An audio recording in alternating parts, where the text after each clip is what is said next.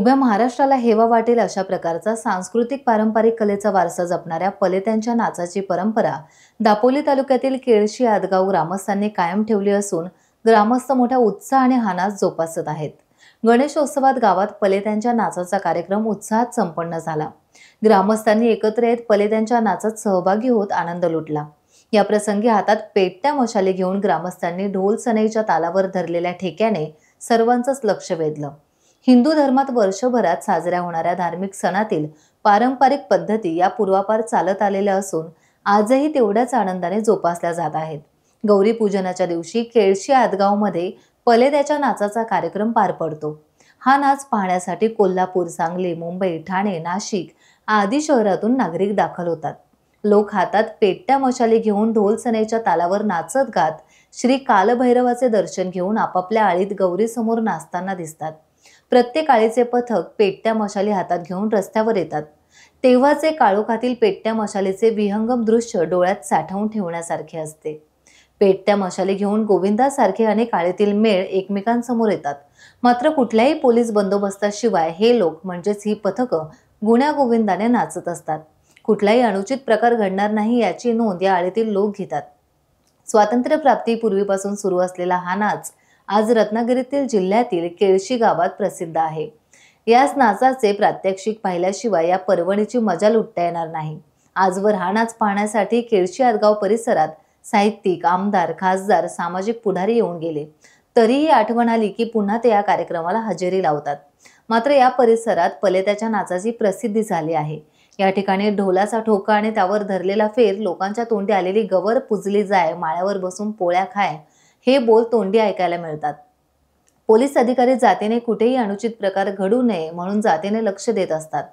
यावेळेसही Dapoli police निरीक्षक महेश तोरसकर आणि police दूरक्षेत्राचे police अधिकारी राजू मोहिते त्यांचे सहकारी हे कुठेही अनुचित प्रकार घडू नये म्हणून त्या ठिकाणी उपस्थित होते।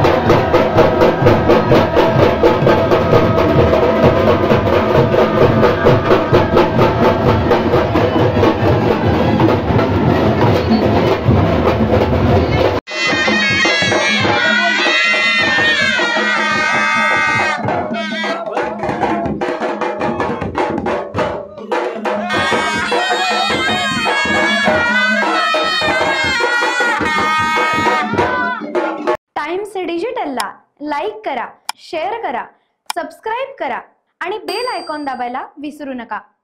Times digital.